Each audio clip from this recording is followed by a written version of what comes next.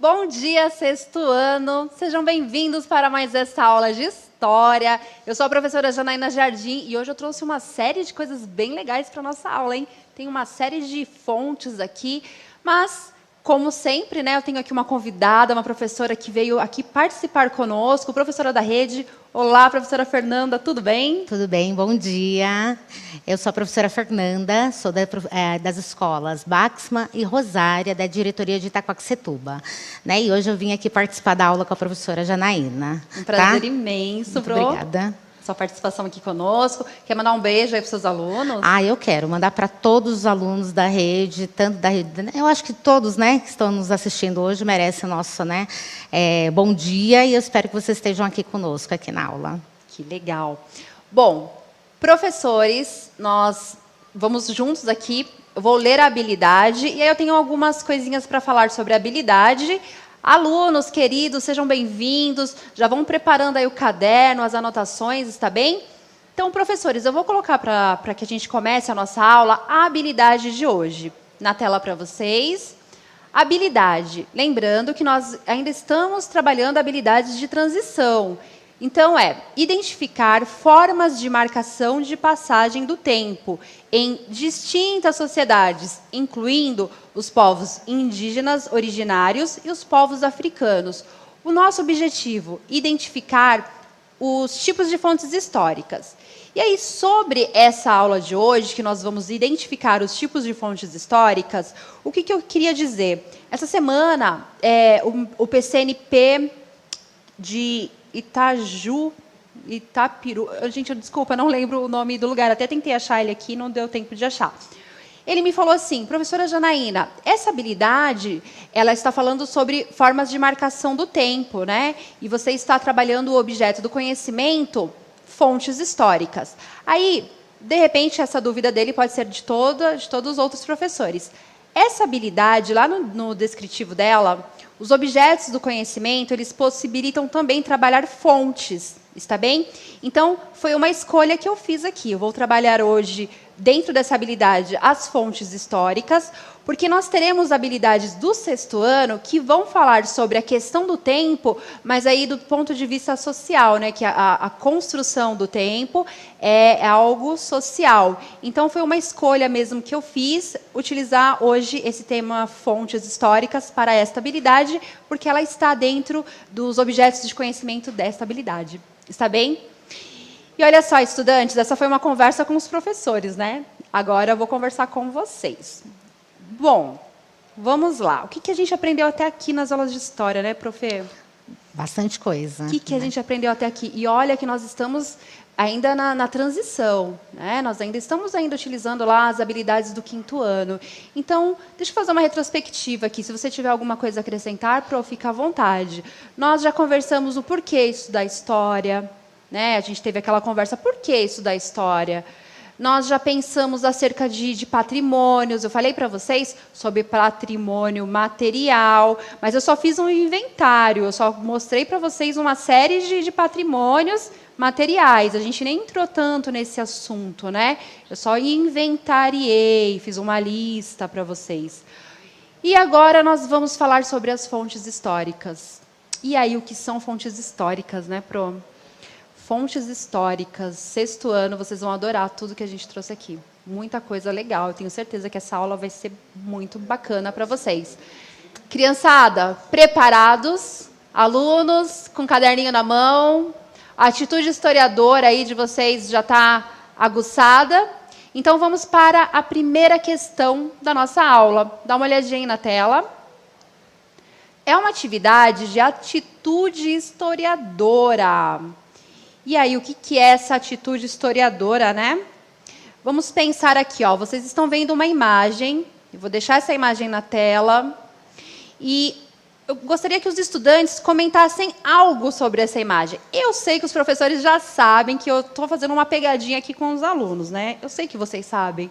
Mas eu quero saber se os alunos eles vão utilizar aí a habilidade de interpretação, né? Que ele vai olhar esse patrimônio, que é um patrimônio material, Eu quero saber se eles vão conseguir olhar essa imagem e, a partir dessa imagem, eles vão abordar algumas imagens. Aliás, se através dessa imagem eles vão conseguir levantar alguns repertórios historiográficos. Então, vamos ver que, a partir da leitura de uma imagem, o que os alunos vão trazer para nós, professores, de repertório historiográfico que já é deles, né? O que eles vão trazer para nós? Eu até imagino algumas respostas, mas eu vou deixar 3 minutinhos para vocês. Alunos, comentem. O que vocês estão vendo nessa imagem? De que tempo que vocês acham que pertence? A qual lugar? Então, vamos lá. Atitude historiadora, 3 minutinhos e voltamos.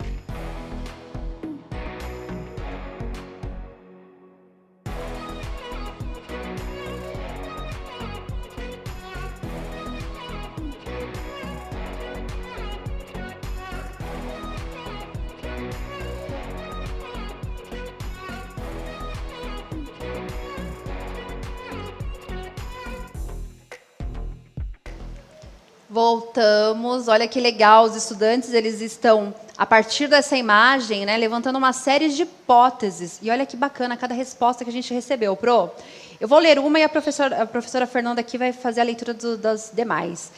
Bom, o Pro Marcos, ele disse que o aluno falou, parece uma pirâmide, mas diferente das egípcias. Olha que legal. Ele é da escola Professor Jair Toledo Xavier. E aí, Pro, o que você encontrou de resposta? Então, a professora Ana Paula, ela falou que o João Lucas comentou que acha que é uma pirâmide, né? Tem realmente um formato mais de um bolo, né? Parece. Que legal. Tem interessante, né? Vamos ver aqui.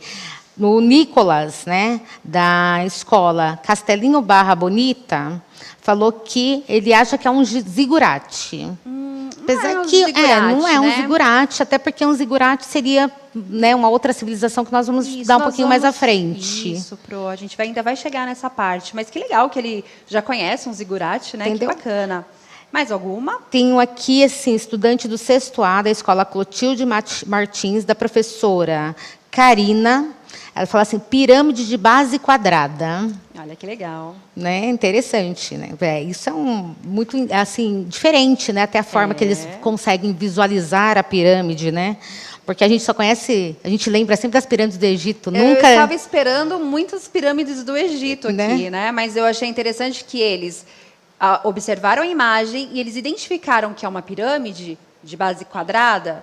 Muitos disseram que é uma fonte material, alguns disseram que é um patrimônio cultural, um patrimônio, aqui, ó, base quadrada, patrimônio da humanidade, mas eles entenderam que não é uma pirâmide egípcia, isso é bem legal. E aí eles comentaram também, né? Um comentário que você fez, falou assim, fora que eles falaram da fonte material, eles comentaram aqui, olha, que é uma pirâmide de turismo, né? Um local para se visitar. Olha aí. Entendeu? Então é muito bacana, né? Que eles entendam isso. É verdade. Então, a partir de uma imagem, esses estudantes, eles levantaram aí uma série de hipóteses, inclusive a do turismo, né, Pro? Que legal. Turismo, bacana. Bem bacana. Então, vamos aqui observar novamente essa imagem, dar uma olhadinha. Olha lá. Então, é uma cidade pré-hispânica de Chichén Itzá. Foi uma grande cidade pré-colombiana construída pela civilização maia. Então, está correto quem respondeu, né, que faz parte aí dos povos pré-colombianos. Não vou explicar mais sobre isso, porque teremos uma aula só sobre os pré-colombianos. Vamos agora pensar aqui tipos de fontes históricas. Vamos lá. Nós temos imagéticas, escritas, orais, arquitetônicas. Vou voltar aqui que eu passei muito rápido. Imagéticas, escritas, orais e arquitetônicas. E para que serve, né, uma fonte? Dá uma olhadinha aí, vou deixar na tela para vocês. Enquanto eu falo, eu vou deixar na tela para que vocês possam copiar. Para que serve a fonte histórica, né? Ela é fundamental para que o historiador possa realizar o seu trabalho de investigação. Como que o historiador ele investiga o passado? Através desses vestígios. Então, vamos agora analisar fonte por fonte. Vamos lá. Exemplos de fontes escritas. Então, nós temos livros, documentos, leis, cartas. São exemplos de fontes escritas. Então, se fontes escritas, elas contam a história de uma civilização, e aqueles povos que não tinham escrita, eles não têm história? E aí, hein? Aqueles povos que não conheceram a escrita, eles deixaram história? Eu vou deixar essa interrogação para vocês, que a gente vai resolver isso. Então, já vão aguçando aí a atitude historiadora de vocês, para na próxima aula a gente pensar sobre isso, tá bom? Mais uma tela, dá uma olhadinha. Olha esse exemplo belíssimo, que é a reprodução da Lei Áurea de 1888. É uma fonte escrita, né, Pro? Isso, uma fonte escrita. Aí, na próxima, né, imagem que você colocou, aí nós temos aqui a Constituição Brasileira, né, de 1988, e que é bacana, porque assim, a nossa sociedade, ela vive dessas fontes. Através dessas fontes, a gente consegue contar a nossa história. Exatamente. Por falar em contar história, eu trouxe aqui uma fonte escrita, que é um documento, está aqui na minha mão. Olha só. Essa fonte aqui é um documento. Então, é lógico que não é de uma personalidade histórica, né, que mudou a história do mundo, não. Mas nós também somos sujeitos históricos. Então, todos os nossos vestígios deixados aqui, eles também são fontes históricas, está bem? Tem alguma aí, Pro? Alguma fonte escrita? Não tenho escrita. Eu tenho mais uma aqui. Então, já que nós estamos falando em fontes escritas, documento, gente. Esse é o documento do meu pai, ó, uma reservista do meu pai. Deixa eu ver de que ano que é. Cadê o ano? 53, de 53. Não, gente, de 1972. Então, quando vocês utilizam a atitude historiadora, olhando essa fonte aqui, o que vocês começam a pensar, né? O que é uma reservista? Como que era a sociedade naquela época? Por que os homens eles têm que se alistar no exército e as mulheres não? Então, vocês estão vendo que, a partir de um documento, a gente pode levantar uma série de hipóteses. Então, esse aqui é o documento do meu pai. Bom, acho que de fonte escrita é o que nós trouxemos. Eu vou mostrar para vocês agora as fontes imagéticas e iconográficas. Dá uma olhadinha aí na tela. Olha lá. Nós temos, com exemplos aí, dados estatísticos. Então, um dado estatístico, ele também é uma fonte imagética, porque ele mostra ali uma série de informações sobre uma sociedade. Nós temos obras de arte. Temos expressões como a dança. A dança é uma fonte também, ela é uma fonte imagética. Através da dança, nós conseguimos entender uma série de características de uma sociedade. Filmes, fotos. Tem foto aí, Pro? Tenho sim. Então, vamos mostrar Deixa eu aqui. tentar tirar aqui para ver se fica mais claro. Olha aí, a Pro trouxe uma foto, mais ou menos de qual década essa foto? Isso aqui é de 1970. 1970. 70? Isso. Então, eu trouxe isso aqui dos anos 90. Diretamente dos anos 90.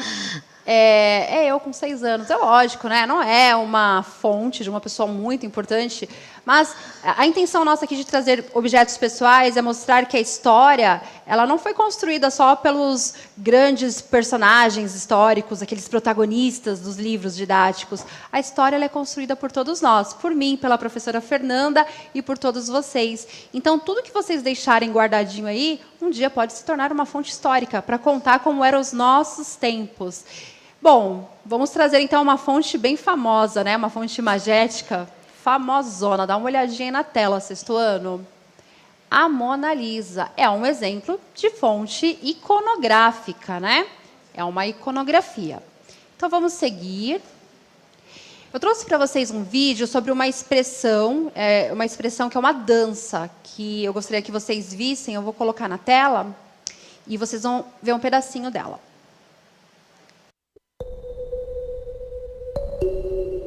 Eu sou o Vitor Lira, eu tenho 16 anos e moro no Vilar Carioca.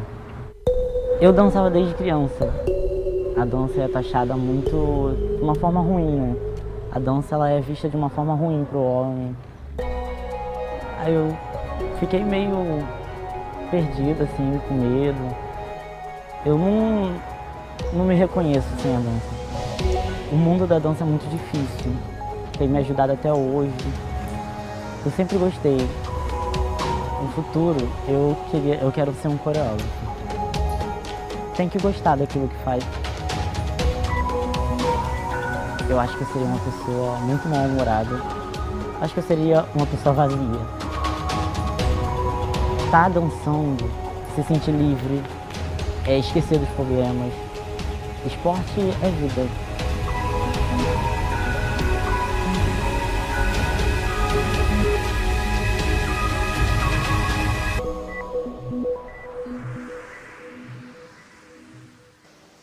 E olha aí quem disse, né, que esporte, história não tem tudo a ver. Então a dança ela também é uma expressão que nós colocamos aí como fonte histórica e está enquadrado em fontes imagéticas. E eu trouxe mais uma expressão para vocês. Dá uma olhadinha aí na tela.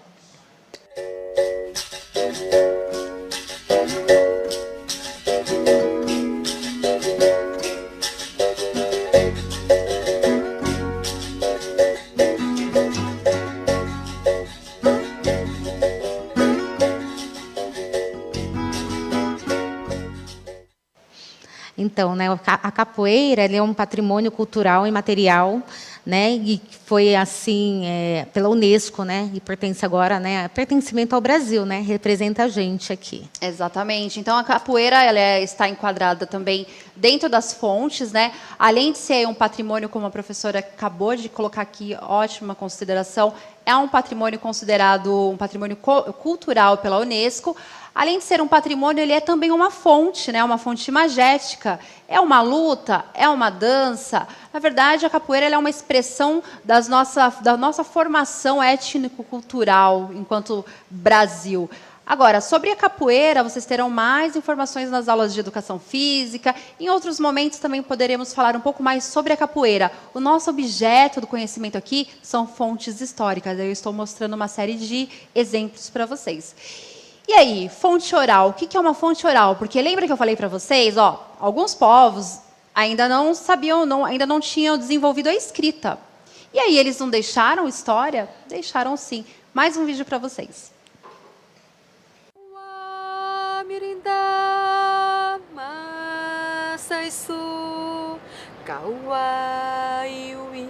A pessoa disse, mas os índios não fazem música, eles só dançam. Eles só batem o pé.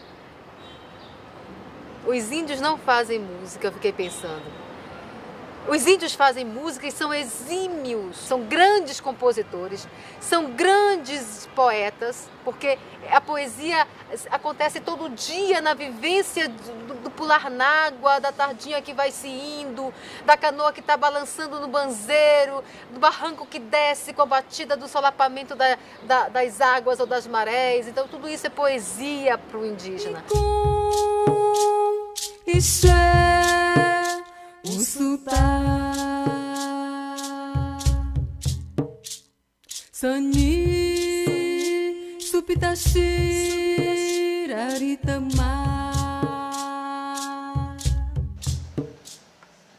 Muito legal, né?